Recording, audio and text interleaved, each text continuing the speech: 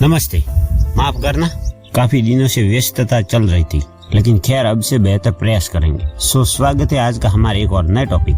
आज का topic Sunita Williams के बारे में होने वाला है, जिसमें होगा बायोग्राफी से लेकर अंतरिक्ष यात्री तक के सफर, जो आज तक के सफर भी शामिल होंगे। इस टॉपिक में हमने कवर किया आज तक का एक्सपीरियंस और जो अंतरिक्ष में 9 महीना बीता है उसका भी एक्सपीरियंस।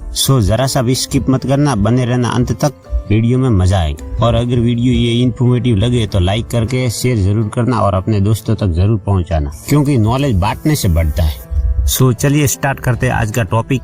देखिए, सुनीता विलियम्स 8 दिनों के मिशन पर गई थी अंतरिक्ष में, जो आ रहे 9 महीना और 14 दिन के बाद। इसकी सफर है सुनीता पांड्या से लेकर सुनीता विलियम्स तक की। चलिए स्टार्ट करते हैं पांड्या से विलियम्स तक की सफर और उसके प्रारंभिक जीवन के बारे में। सुनीता का जन्म 19 सितंबर 1965 का रोज अमेरिका के ओहियो राज्य में यूक्लिड नगर में से हुआ था। फिर स्टडी भी अमेरिका ही की। 1987 में सुनीता ने संयुक्त राष्ट्र की नौसैनिक अकादमी से फिजिकल साइंस में स्नातक। तत्पश्चात 1995 में उन्होंने फ्लोरिडा इंस्टीट्यूट ऑफ टेक्नोलॉजी से इंजीनियरिंग मैनेजमेंट में MS की उपाधि हासिल की। पिता डॉक्टर दीपक पांड्या, जो एक जाने माने तांत्रिक वैज्ञानिक है, जिनका संबंध भारत के गुजरात राज्य से है। माँ बोनी जालोकर पांड्या, जो एक स्लोवेनिया की है, और परिवार में एक बड़ा भाई जय थॉमस पांड्या और एक बड़ी बहन डायना पांड्या है। पिता 1958 में अहमदाबाद से अमेरिका बोस्टन में आकर बस गए थे। फिर सुनीता का जून 1998 में अमेरिका के अंतरिक्ष एजेंसी नासा में चयन हुआ और प्रशिक्षण शुरू हुआ। सुनीता भारत की मूल दूसरी महिला है जो अमेरिका के अंतरिक्ष मिशन पर गई है। जून 1998 से अमेरिका के नासा से सुनीता ने कुल 30 अलग अलग अंतरिक्ष यानों में 2770 उड़ानें भरी है। साथ ही साथ Sunita society of experimental test pilot, society of flighting test engineer और अमेरिका हेलीकॉप्टर एजेंसी एसोसिएशन की जैसी संस्था से जुड़ी और अमेरिका हेलीकॉप्टर एसोसिएशन जैसी संस्था से भी जुड़ी हुई है। अब देखिए पांड्या से विलियम्स तक के सफर और उनके व्यक्तिगत जीवन के बारे में। सुनीता पांड्या के सहपाठी रह चुके माइकल जे विलियम के साथ उनका विवाह हुआ और सुनीता पांड्या से सुनीता विलियम्स बन गई। सुनीता को सन 2008 में भारत सरकार द्वारा विज्ञान एवं अभियांत्रिकी के क्षेत्र में पद्म भूषण से सम्मानित किया था। इसके अलावा भी सुनीता को कई सारे सम्मान मिले, लेकिन इसकी चर्चा हम नहीं करेंगे। हम सीधे आते हैं सुनीता के 8 दिवसीय मिशन के एक्सपीरियंस पर। सुनीता विलियम्स और बुच विल्मर, जो केवल 8 दिनों के लिए अंतरिक्ष में गए थे, वो पिछले 9 महीनों से अंतरिक्ष में फंसे हुए थे। सुनीता विलियम्स के नाम अंतरिक्ष में 62 घंटे और 6 मिनट की सबसे लंबी वॉक का रिकॉर्ड है। उन्होंने 9 बार अंतरिक्ष में चहलकदमी की है, जिससे वह दुनिया के दूसरे सबसे अनुभवी अंतरिक्ष यात्री बन गए हैं। सुनीता विलियम ने एक बार कहा था, मैं खुद को बहुत भाग्यशाली मानती हूँ, मुझे अंतरिक्ष से पृथ्वी इस तरह देखने का अवसर मिला। 9 दिसंबर 2006 को सुनीता पहली बार अंतरिक्ष गई और वह 22 जून 2007 को अंतरिक्ष से लौटे। सुनीता 15 जुलाई 2012 को रूसी सोयूज DMA-05 पर सवार होकर दूसरी बार अंतरिक्ष में गई और मिशन पूरा करके 19 नवंबर 2012 को पृथ्वी पर लौट आई। वह 2015 में व्यावसायिक आधार पर अंतरिक्ष में जाने के लिए चुने गए पहले अंतरिक्ष यात्री थे और फिर उन्होंने इस कार्यक्रम में भाग लिया।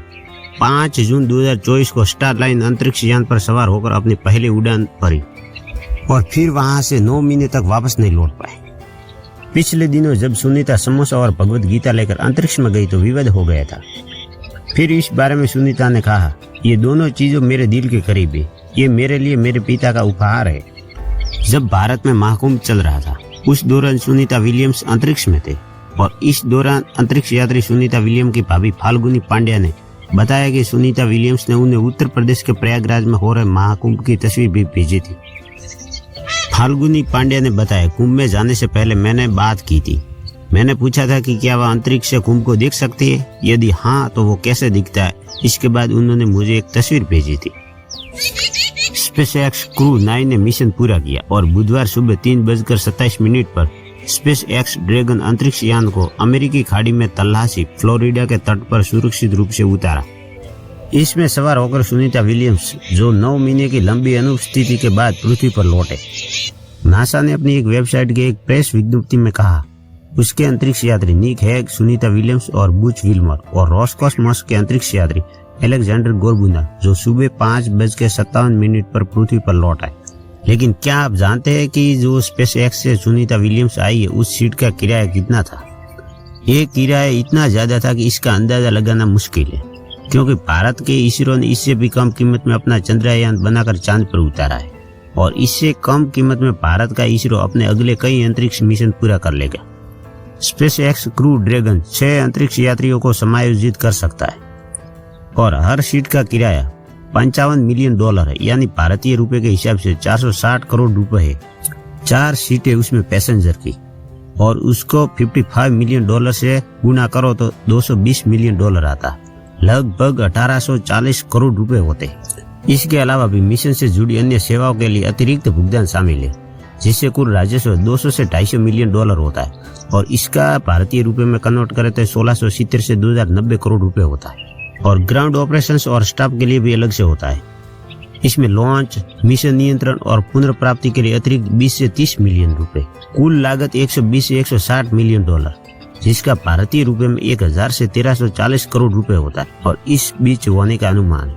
देखिए, शुद्ध लाभ राजस्व 200 से $250 मिलियन, लागत 120 से 160 मिलियन डॉलर। अब इसमें से व्यय निकालो 80 से 90 मिलियन डॉलर, लगभग 670 से 750 करोड़ रुपए बचते हैं।